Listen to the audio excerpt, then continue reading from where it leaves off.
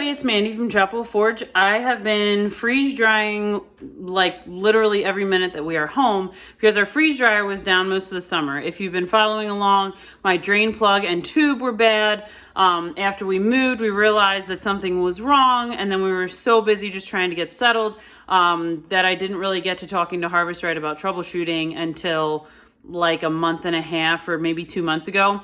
So we had ordered that part, got it replaced. I have a video about that I can link if you're having some similar issue. So I have been freeze drying everything. I sort of put my canner away for now. We're in kind of our busy season for fire pokers and goat milk soap and things like that. He's got like 9 KitchenAid mixers to fix before Thanksgiving to take with us back to where we used to live. So it's a busy time of year. I'm not really doing much canning right now, which is fine. I'm kind of appreciating the break. We did a lot of canning this summer and beginning of fall, but it's not a big deal to run the freeze dryer. So back in 2020, I canned an insane amount of pickles. They were delicious, but they're now over 3 years old and they're just kind of soft. I was going to chop them up into relish, but I already have like 50 plus jars of relish on the shelf. So then I thought, why don't we make pickle seasoning out of this? We can use it to add to popcorn, homemade chips, whatever. So that's what I'm gonna do. So today I have 2 empty freeze dry trays. In my queue, I have watermelon juice that is ready to go into the freeze dryer. I'll show you. The watermelon juice is so fun. I have it here in the short-term pantry. So watermelon juice I'm thinking I'm gonna make gummies with it. So I have that. I have 2 more trays to run through yet. If you were following us on Facebook or Instagram, you know that I thought that it was tomatoes, and then when I thawed it, I quickly realized it was not tomatoes, it was watermelon. So I have some jars of the old but bread and butter pickles that we did. I'm not one to like waste brine, so I'm not going to send it down the drain. I'm just going to send the brine to the chickens. They'll be happy to drink it. I've sent them brine before and they love it. I'm not going to keep it to make new pickles because it is already 3-year-old brine. Maybe it's fine, whatever. It's well with my soul to just send it off to the chickens. So what I'm doing is I am dumping the pickles into the colander, sending the brine out to the chickens, and then I might rinse them because they're super acidic. I've read some stories about people, like I've done sauerkraut, and I haven't had any issues, but some people have done sauerkraut in their freeze dryer and it like pulls some of the acid or something into the pump, and I don't want to risk like anything like that. So I'm going to rinse these a little bit. I think with them being 3 years old and sitting here brining for this long, I think they're going to have plenty of flavor. So I'm going to put them through the colander, rinse them, and then get them on freeze dry trays.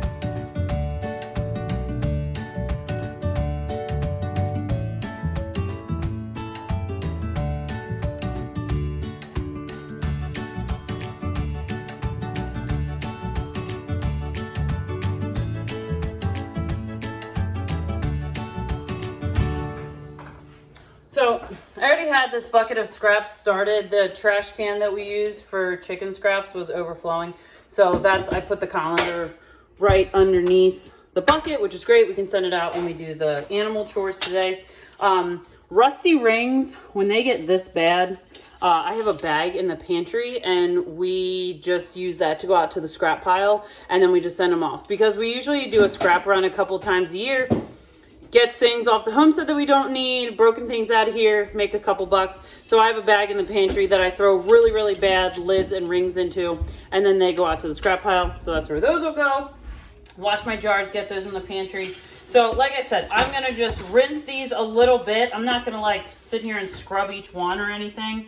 And then we're just gonna load these on trays. So I'm really excited. I think I'm gonna put the seasonings on the trays with it. The only thing I might be a little worried about is the peppercorns in the freeze dryer, but we'll see how that goes when they come out. So I think this is probably, I had pulled, I think 6 pints, thinking that I'd put like 3 pints on each one. But of course this one is so rusty, I can't even get it off. So I'm gonna have to have Zad do that one, which is fine. If this is successful, we will do a lot of this. We love making homemade popcorn, and homemade chips we love. We don't do it as often because obviously it's an enormous production. Making popcorn is really quick, so we'll probably use it for that mostly. All right, so I got my bread and butter pickles on here. I need to look in the pantry and see what other ones I have. Like things, I guess, honestly, I might pull out some of these peppercorns. They'll be, I don't know how well they'll freeze dry. Some of them have started to deteriorate because of how, you know, these are from 2020. So I might pull out some of these peppercorns, maybe these big clove pieces or whatever. I think that was a clove anyway. Send those off to the chickens, and then we're gonna get these in the freeze dryer. So I've shown you the rack that I have in one of the stand-up freezers in the pantry before. It's from Frozen Right. I've linked it in other videos. I'll link it in this one too.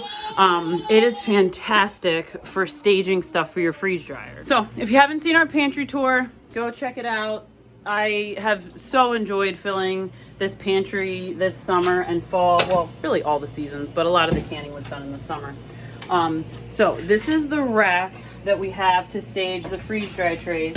I already have some frozen watermelon juice in here. As I've mentioned before, you don't have to pre-freeze for the freeze dryer, but I figure it saves my machine running to freeze it.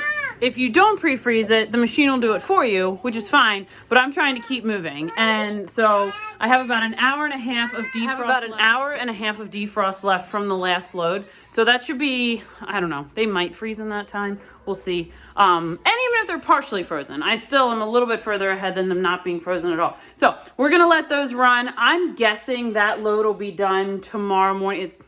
I don't know, the last load really surprised me. I did watermelon juice, and then I had some powder that I did. It's like a red pepper seasoning. So I had some like hummus that needed used up, and gosh, I don't even remember, like a jar of salsa maybe. And I sort of just made, I'm calling it like a red pepper salsa seasoning that we can use on whatever meat or homemade French fries or anything like that. So I'll be curious to see how long these take. They might be 24 hours. The watermelon juice I really thought would take longer, but we're gonna get this in and I'll show you what it looks like when it comes. All right, so Zad's working on mixers. Pulled these out of the freeze dryer.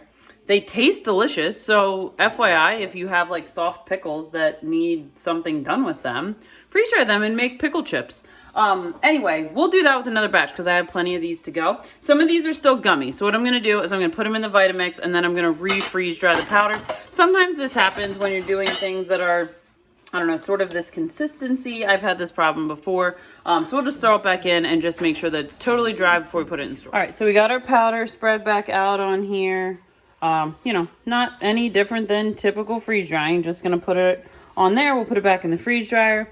Bud is working on filling some more trays. So we brought out some more pickles from the pantry. You can see a lot of these are just, they're like safe and all of that. They're just, the texture is not fantastic. So, all right. So I'm very happy with the way this came out when I just freeze dried just the powder. It's super, super dry. It's what I would want and what I'm comfortable with putting in the pantry for short-term storage. I did run another batch with these of regular pickles and they're tacky. So this is definitely one of those projects I feel like, unfortunately, you're gonna have to do twice. I mean, unless you have, it could vary on your pickles, I guess. You know, these are bread and butter, so there would have been a little sugar in there. Maybe if you did dill, you wouldn't have that problem because maybe they wouldn't be as sticky.